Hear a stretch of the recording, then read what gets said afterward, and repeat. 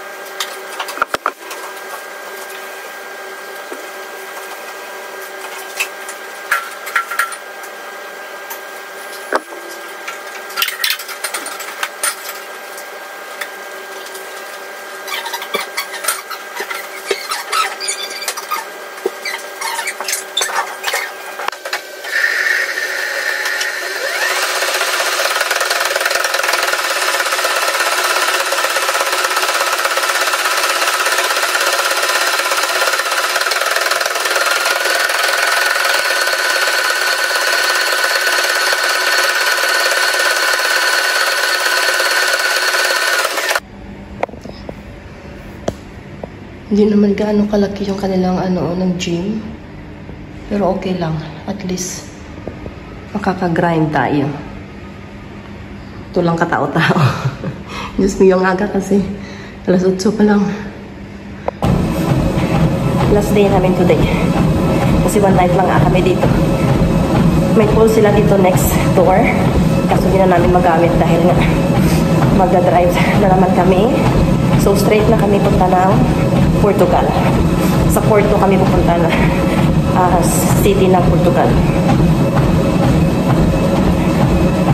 Kasi mag-drive na naman tayo like more or less 5.5 hours or 6 mga ganun. Kasi nga 12 hours yung drive if straight from Barcelona going to Porto, Portugal.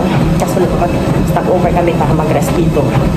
So later mag-drive na naman tayo. After nito is mimit ko lang si Demli sa breakfast area nila kasama yung mga bata.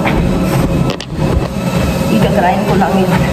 Ipo-burn ko lang yung kinain yung Jollibee kagabi. Kasi nga napadami ng kain. Grabe. And then nang pala alas 9 na si Demli at mga bata is pababa na. So in few minutes mag-stop din ako dito. Meet ko sila sa breakfast area. So dito yung kanilang pool area. Ay, malaki din.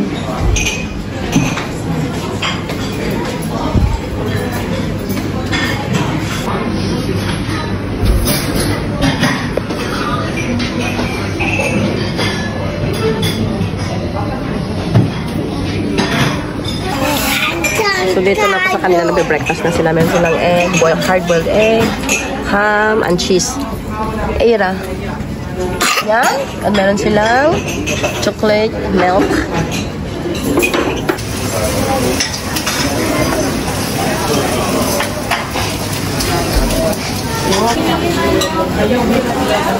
Nagtotoast ng bread si Bernie.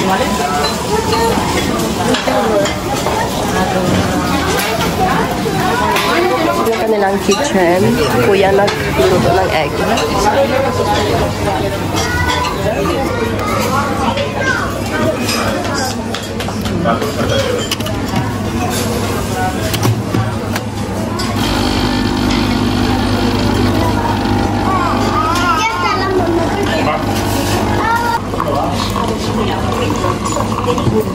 Yeah, good love?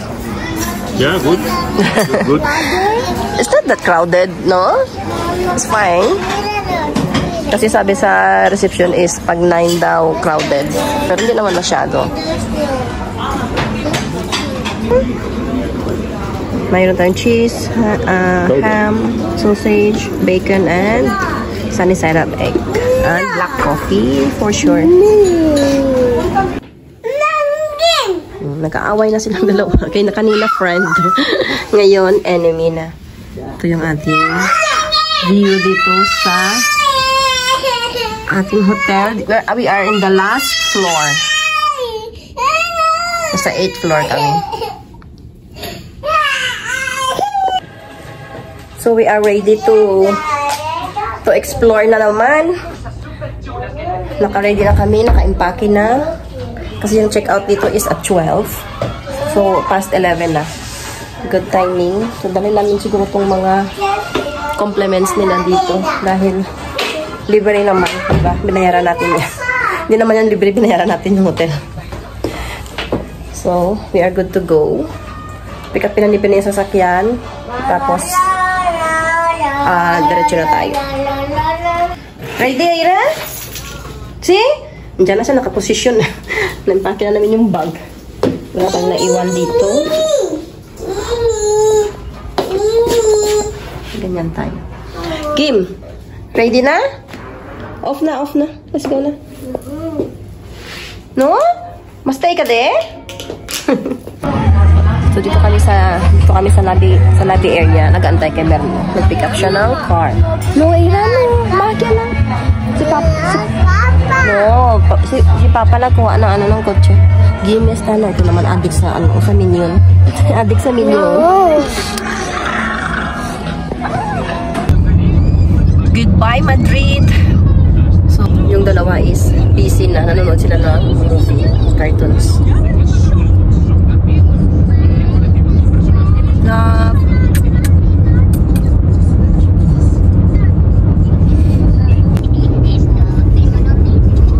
So we will travel 4 hours pala. Akala ko more than 5 hours. Siguro may fastest way ang ni-direct ang Google, kaya 4 hours, almost 5 hours. That's good. Makakarating kami siguro doon is mga 4, something like that. Kasi na what time na? It's 11:45.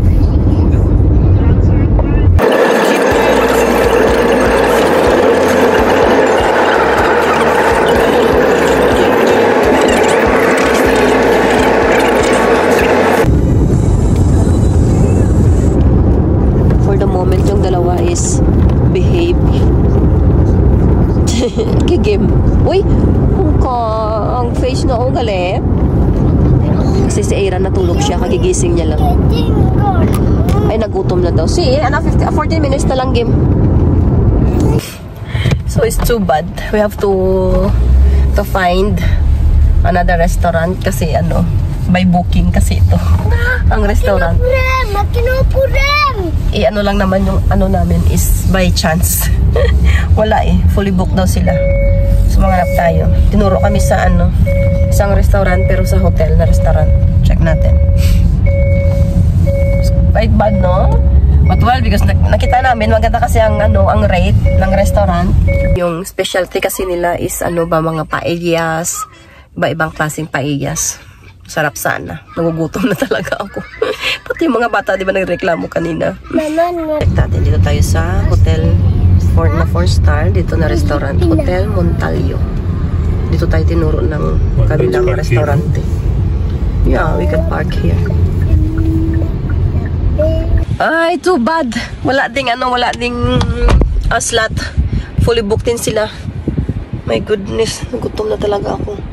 Si Bernit at mga bata is bumaba sila doon sa hotel. Kasi iihi na yung mga bata ba. Dahil nga almost 2 hours na driving tayo. Meron finally ito nakita naming restaurant. Not bad. Tumawag kami, meron silang available. Mayroon tayong dyan, river na view. Isn't it good, love? Nice choice. Ay, gutom na mga bata. Amazing. Meron silang ano, crispy pata. Filipino style. Oh my God. Amazing. So for appetizer, we're having hummus. Sa kids is nuggets at saka patatas. Yan lang kasi yung ano pagkain nila para sa kids ba. Walang mga pasta. So it's good random, ano lang to, random pick lang pero worth naman yung restaurant. Ira, sit down. Looks really good. This cream soup, salmore. Ustad as Ira. Wow, so big lah. Super big. Yan no? Naguli na. Nawacha. Grabe, super laki na ano. Na karne, 1 kilo.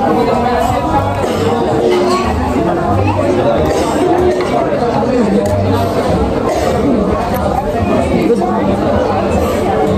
Gawin na kami Aveiro. It's a small town, no? Portugal. It's a small village. Yeah, Aveiro. A small village na Portugal. So, daan kami doon for 3 days.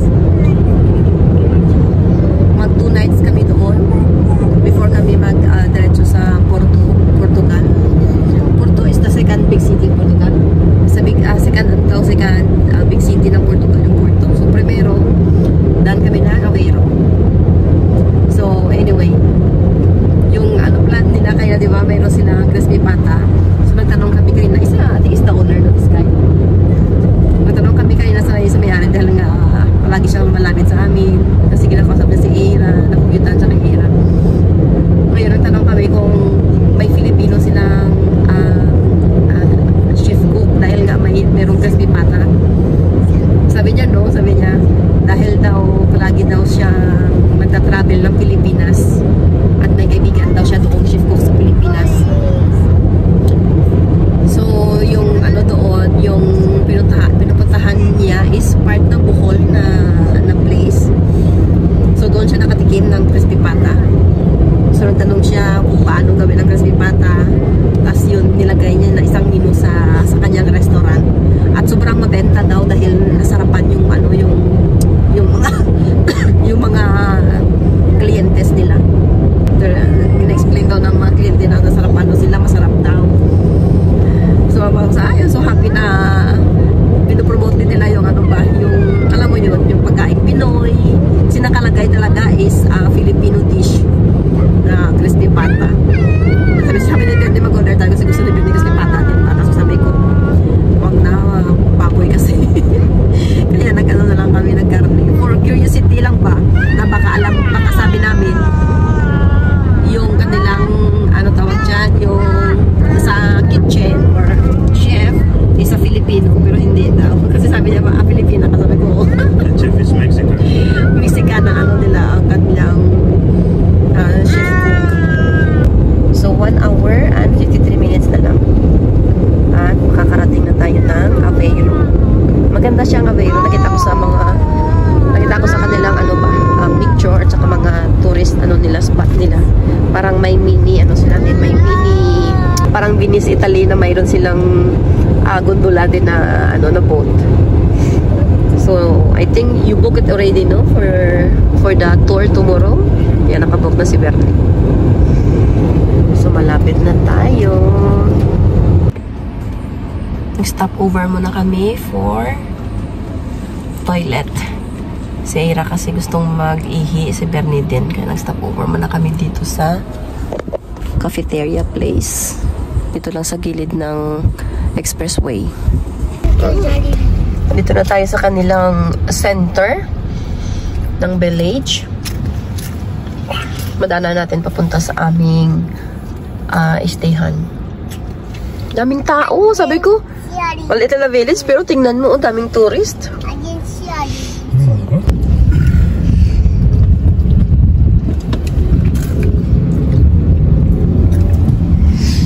In fairness, dami talagang tao dito. Maganda magandang ano din, magandang town.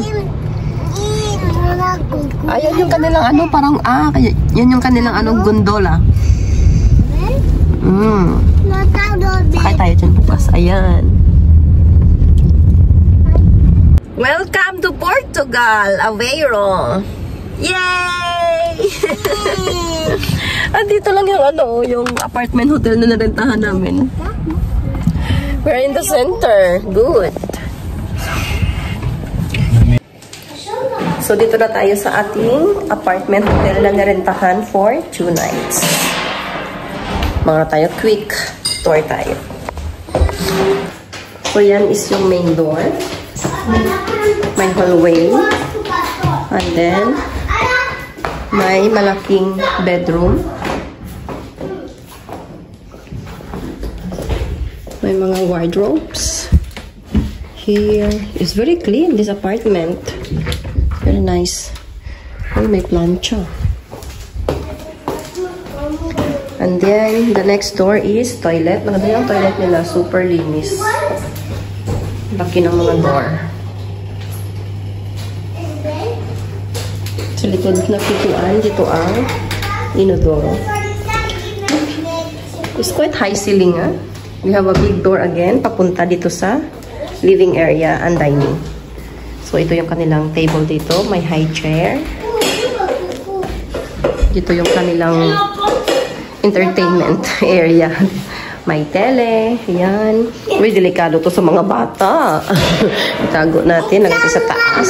Ang ganda ng ano nila. Ng table. Counter table. Ang ganda. And then, ito yung kitchen. Mayroon tayo ditong lutuan. No? If I'm not wrong, they have a fridge. Yes.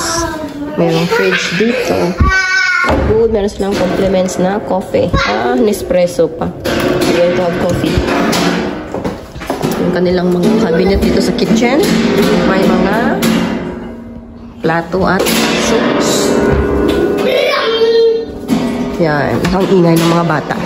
Ang ganda. Gusto ko yung ganitong ano ba, style ng kanilang ano, kit ng bar table. Tingnan nyo. Ala, sige. So, nasa 3rd floor tayo at ito yung malaking window dito sa 3rd floor. Malaking window dito sa living room. Dito na yung center sa baba. Tingnan nyo, malapit lang kami sa center. Doon na yung kanina yung kundula. Galing, ang ganda. Ganda siya, malinis, super linis. Ito yung buo. Black yung, ano ba? Black yung kanilang favorite color dito. Yan, mga background. Ayan. Black. Ang mga kukulit. Oh! Ang iingay. Diyos ko. Pinaglaruan na ang sofa, ang upuan dyan. Diyos ko. Kinuha ko na lang yung vase kasi baka magbayad pa kami. Pero in fairness, ang weather dito fresh. Akala ko mainit. Grabe. Lamig ako sa labas. Ang lamig. Ay! We're going to sleep na. Late na. Past 10 na. Good night na. Bye! Bye! See you tomorrow! Tomorrow! Bye-bye!